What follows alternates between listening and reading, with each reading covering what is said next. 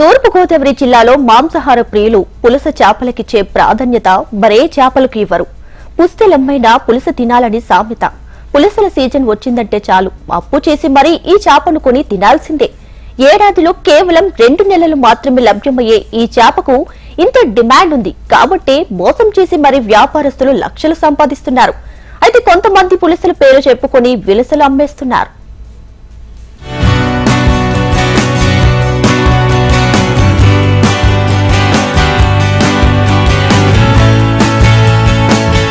గోదావరి జిల్లాలో పులసల సీజన్ మొదలైంది.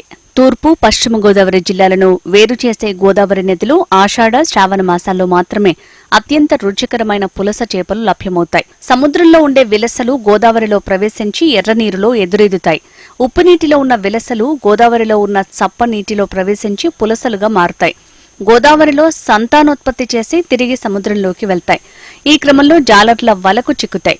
గోదావరి ప్రవాహానికి ఎదురెదటంతో పాటు ఒండ్రుమట్టి గోదావరి నురుగు తినటం వల్ల వీటికి అద్భుతమైన రుచి వస్తుందని స్థానికుల నమ్మకం. జాలర్లు జులై ఆగస్టు నెలలో దొరికే తడతల మెరిసే వెండి రంగులో కనిపించే ఈ చేపల కోసం ప్రత్యేకమైన వలలు తయారు చేస్తారు. వీటి గమ్యస్థానం కూడా ధవళేశ్వరం వరకే కావటంతో అక్కడే ఎక్కువగా జాలర్లకు ఇవి లభ్యమవుతాయి. తర్వాత బొబ్బర్లంక యానాంలో పులసలు ఎక్కువగా దొరుకుతాయి. దూర ప్రాంతాల నుంచి కూడా ఇక్కడికి వచ్చి పులస చేపల్ని కొంటారు.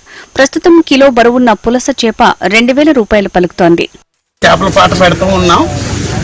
ఈ సంవత్సరం కొద్దిగా ఎర్లీగా చేపలు రావటం జరిగింది. ఈ సంవత్సరం కలకనీరు కూడా రాత్రే వచ్చింది. కానీ 4-3 రోజుల నుంచి గోదావరి చేపలు వస్తున్నాయి. ఈ చేపలు కూడా రేటు కొద్దిగా అనుకూలంగానే ఉందండి. 5000-6000లో ఉన్నాయి. ఇంకా ఈ చేపలు పెరిగి కొద్ది అంటే చేపలు పెద్దవి అవుతాయండి. ఇప్పుడు చిన్న సైజు నడుస్తుంది. పెద్ద సైజు అయ్యి కొద్ది 10,000, 15,000, 20,000, 25,000 కూడా నడుస్తుందండి చేప ఇప్పుడు. కాబట్టి ఇప్పుడు స్టార్టింగ్లో కాబట్టి ఇంకా ఎవరికి తెలియదు కాబట్టి ఇప్పుడు 5,000, 6,000 నడుస్తుందండి. నా పేరు శరత్ కుమార్ అండి. చేరుగునేపల్లి నుంచి వచ్చాను. ఇక్కడ యానం నుంచి మాకు 23 కిలోమీటర్ల దూరం ఉంటుంది. మీ ప్రతి సంవత్సరం పులసలు కొంటూ ఉంటాం. ఈ సంవత్సరం కూడా కొన్నాను వచ్చాం. ఈ చిన్న చేప దగ్గరగా 2,000 రూపాయలు పలికింది. సో సామాన్యుడు ఈ రోజుల్లో పులస కొనాలంటే చాలా భారంగా ఉంది. మాకు ప్రతి సంవత్సరం పులస తిన్న అలవాటు కాబట్టి ఇలా కొనుక్కోవాల్సి వచ్చింది. ఒక మధ్య తరగతి వాళ్ళు ఈరోజు కొనాలంటే పులసకి చాలా భారంగా ఉంటుంది. ఏదోటి ఉన్న దాంట్లో సర్దుకోవాల్సిన పరిస్థితి ఈ రోజుల్లో ఉంది. సాధారణంగా ఈ ప్రాంతంలో లభ్యమయ్యే పులసలు స్వచ్ఛమైన గోదావరి పులసలుగా పరిగణిస్తారు. దీంతో అధిక ధర పలుకుతాయి. వీటి రుచి కూడా భిన్నంగా ఉండటంతో ఉన్నత మధ్యతరగతి వర్గాలు వీటి కొనుగోలుపై ఆసక్తి చూపిస్తారు.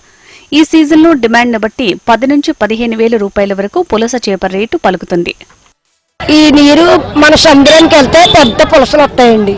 కానీ ఇప్పుడు మాత్రం చిన్న సైజు పులసలు వస్తున్నాయండి. ఉండగా ఇంకో 10-15 రోజుల్లో పెద్ద పులసలు రావడం జరుగుతుందండి. ఇప్పుడు చిన్న పులసలు వచ్చి 5,000, 4,000కి వెళ్తుందండి. ఈ కాడి నుంచి ఇంకా రేట్లు పెరుగుతాయండి. 15,000, 10,000కి వెళ్తాయండి. కానీ మంచి రుచిగా ఉంటాయండి. ఇంకా ఈ 10 రోజులు పోతే గోదావరి నీరు బాగా తాగి బాగా రుచిగా ఉంటాయండి. చుట్టాలు పట్టాలకు పట్టుకెళ్తారండి. పొరుగురు కట్ట పట్టుకెళ్తారు. ఎక్కువగా రావాలని కోరుకుంటున్నామండి గంగమ్మ తల్లి. ఇంత డిమాండ్ ఉన్న పులస చేప పేరు చెప్పి సముద్రంలో దొరికే విలస చేపను దూర ప్రాంతాల నుంచి దిగుమతి చేసుకుని ఇదే పులస అని వ్యాపారస్తులు నమ్మబలికి అమ్మకాలు సాగిస్తున్నారు.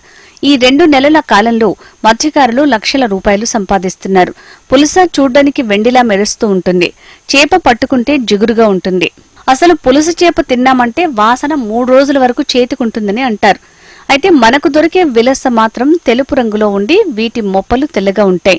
దాని రుచి కూడా ఉండదు. అది చూడ్డానికి పులసలా ఉన్న రుచి నక్కకి నాగలోకానికి ఉన్నంత వ్యత్యాసం ఉంటుంది అనటంలో ఆశ్చర్యమేం లేదు. కొంతమంది వ్యాపారస్తులు పులసకు ఉన్న డిమాండ్ని అవకాశంగా తీసుకుని ఒడిషా నుంచి సైతం విలసలు దిగుమతి చేసుకుని కాసులు దండుకుంటున్నారు.